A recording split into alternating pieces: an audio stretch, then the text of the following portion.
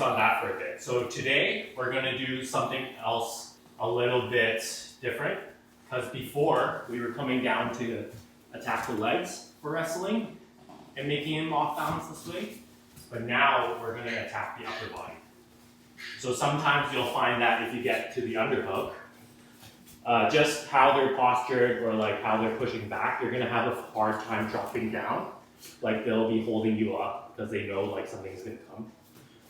So it's just easier to attack the upper body. So you have to alternate between the two to stay threatening, right? I'm going to rewind a little bit and talk about how we even get the underhook. Have a sense of direction of how to get to the inside. Because remember that when we get the underhook, we have a certain type of inside control on his upper body, because I'm under his shoulder right now, and I have inside control. Whereas if I'm like this, he has inside control because he's under my shoulder and inside my armpit. Basically, if he's along here at any time, they have inside control on you. So just do like, and yeah. So 2 ways to get underhook is either I can windshield wipe down and come in. It doesn't, let's not worry too much about the footwork yet. You can try, but I want you to try when you guys are like squared stance. We both have our right foot forward, and try where we're mirrored, where we have opposite legs forward. So come in for the underhook with an overhook like this, or over windshield wipe, and then come in. Or you can try an underhook like this. But you'll notice that an underhook actually kind of brings you to the outside, whereas an over windshield wipe brings you to the inside. Does that make sense? So we're grip fighting. So I can try pummeling on top and coming under, or I can try coming over like this. But one thing that you'll notice that's good like this is that I'm inside of his arm right now. So I can actually use this to push and get the underhook on the other side. I can come, so again, I can go over, come to the inside, and or I can go under and go for the underhook on the outside. Okay, 2 ways. It's, especially for wrestling, it's pretty important to be able to do both sides, because if I'm stuck on one side and like that's my bad side, then I won't be able to do anything basically. I need to be able to transition between both sides.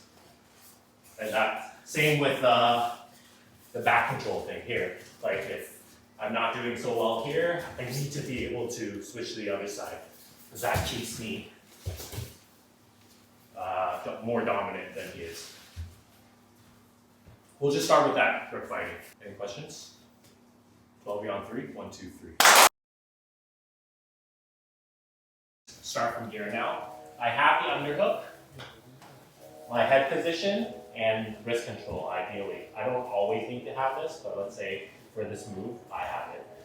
What I'm going to do, if I can't come down for the single leg, is basically start attacking his upper body.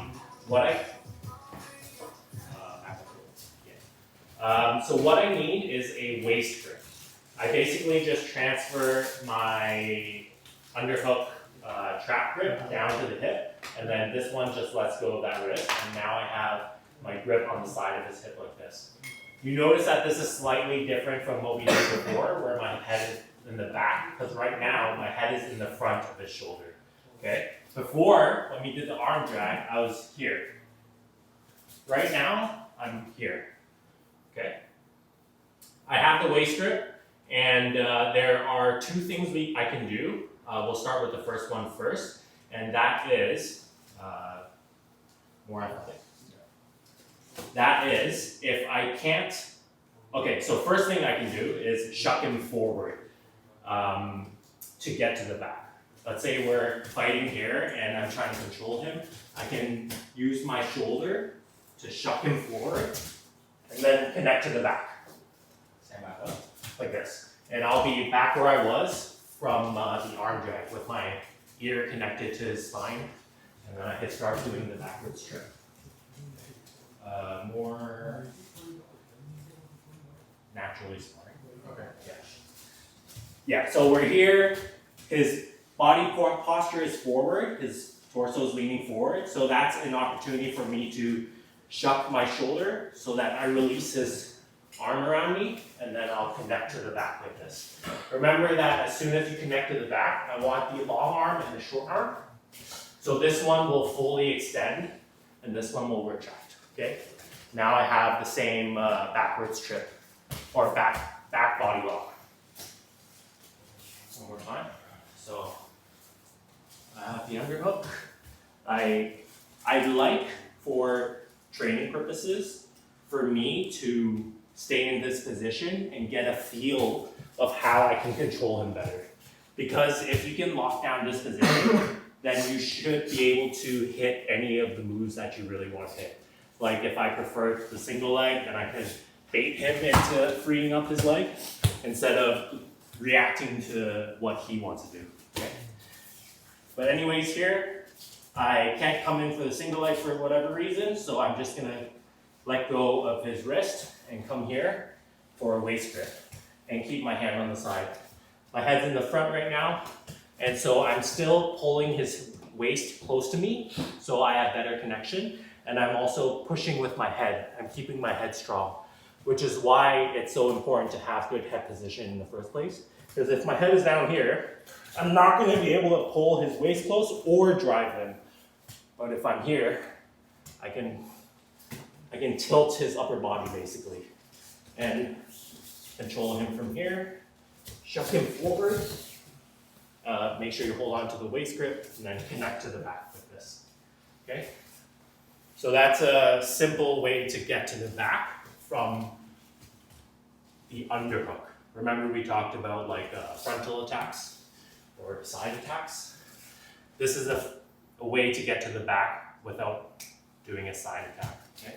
So once more, and here, I'm just gonna let go of this and wrap around his waist, start pulling him in. Okay.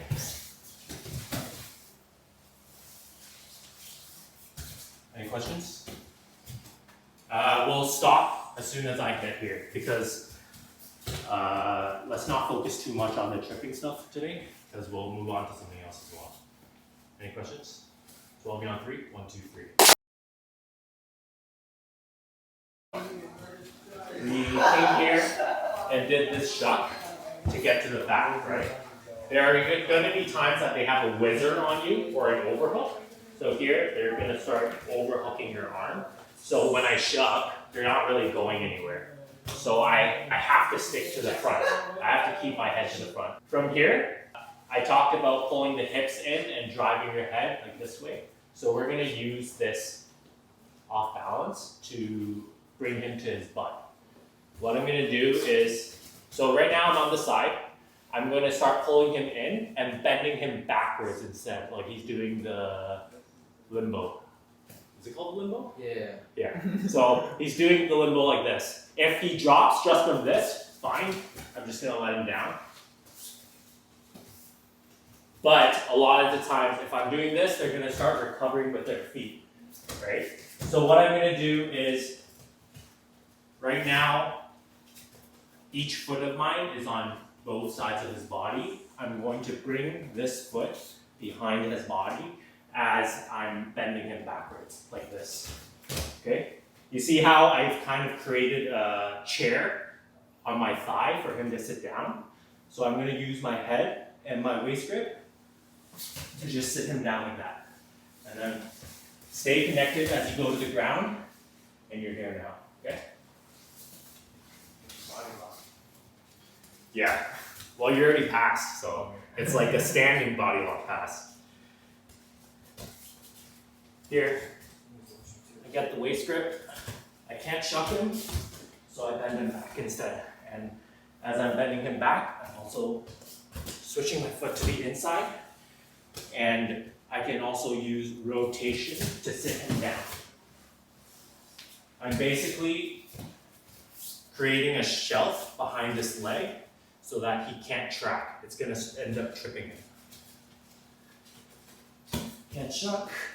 I step to the behind him, and then start sitting him down on between my thighs. Drive in, and then let's say from here with the waist grip, rotate.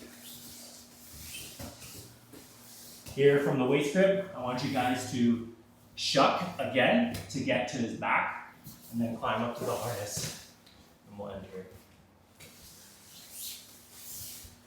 One more time. Underhook, waist grip, and I want my waist grip behind him. I can't jump, and I'm stuck in the front, so I'm going to start pulling him closer and bending him. Okay, any questions? Okay, so I'll be on 3. 1, 2, 3.